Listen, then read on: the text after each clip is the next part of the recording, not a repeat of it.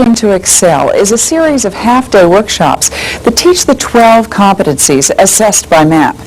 The first 2 hours make use of video and workbook used interactively.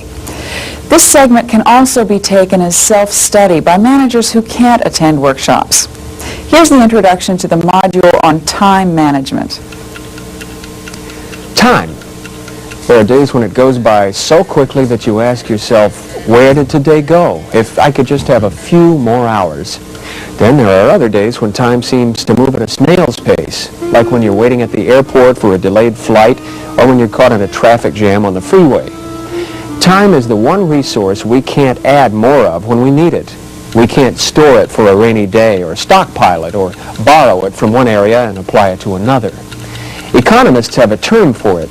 They say that time is inelastic, and when we look at all the things that managers are called upon to do with their time during a typical day, we can certainly agree that time is probably the most difficult resource we will ever manage. Today we are going to look at some tools and techniques to help you manage your time more effectively. Please stop the tape and read pages 1 through 9 of the workbook before we continue. In the first half of each Excel workshop, participants learn the concepts and skills associated with the competency. New learning points are presented on the screen, and participants respond in their workbooks. Consider this excerpt from the module on giving clear information. Do you have any idea what percentage of your time at work is spent giving information to others? First of all, when we give information, we make use of 2 forms of communication, speaking and writing. The other 2 forms, listening and reading, we use to get information. If you're anything like the average manager, your time spent communicating divides as follows: 45% listening, 30% speaking, 16% reading, and 9% writing. In other words, managers are giving information in 39% of their communications and getting information in 61%. That's a pretty big chunk of your time. Add to this the fact that your ability to persuade and influence others is one of the most important set of skills you can ever develop. Have you learned all about aim, bias, and climate, the 3 dimensions of communications? They're described in the first 11 pages of your workbook. If you've not yet read them, better turn off this presentation until you're ready.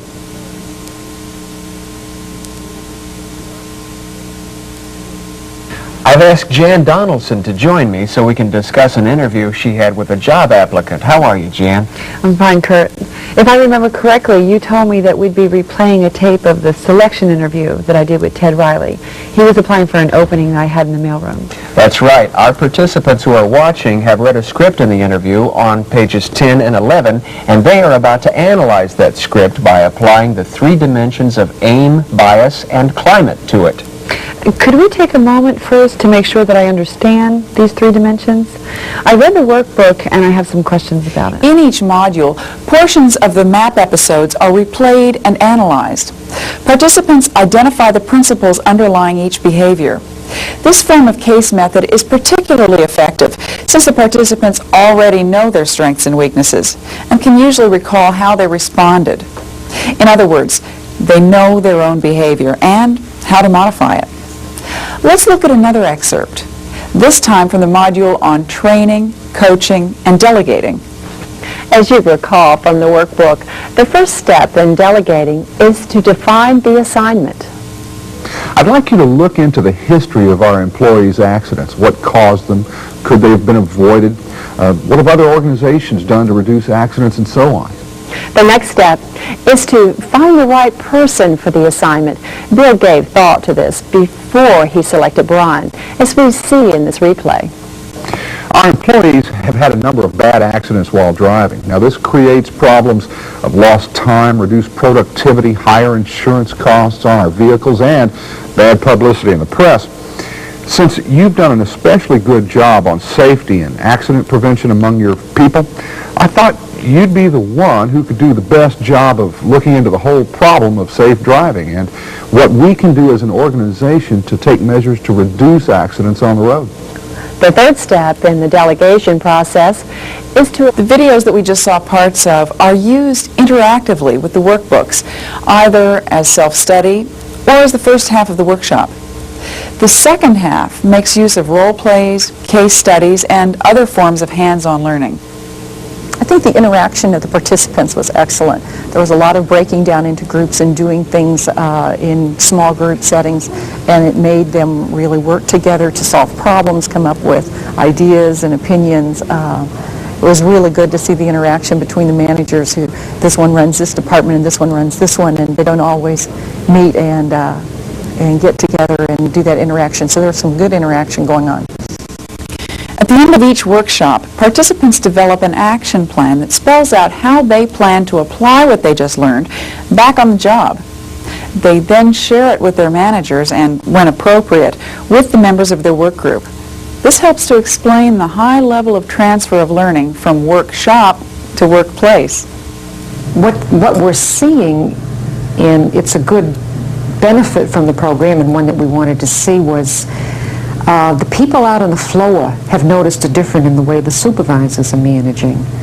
And that was one of the reasons why we needed a training program, because we realized with all the changes that are going on in the automotive company, of which we're a big part, we had to upgrade some of the skills that our supervisors have.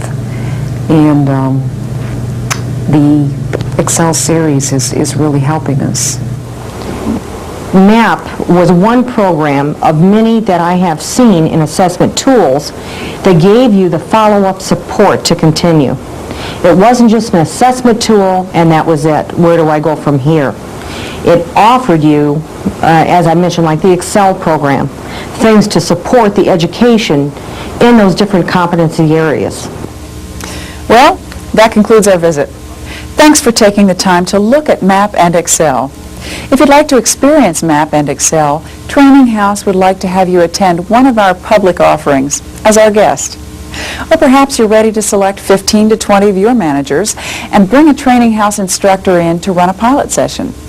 Let us know how we can help you take the next step.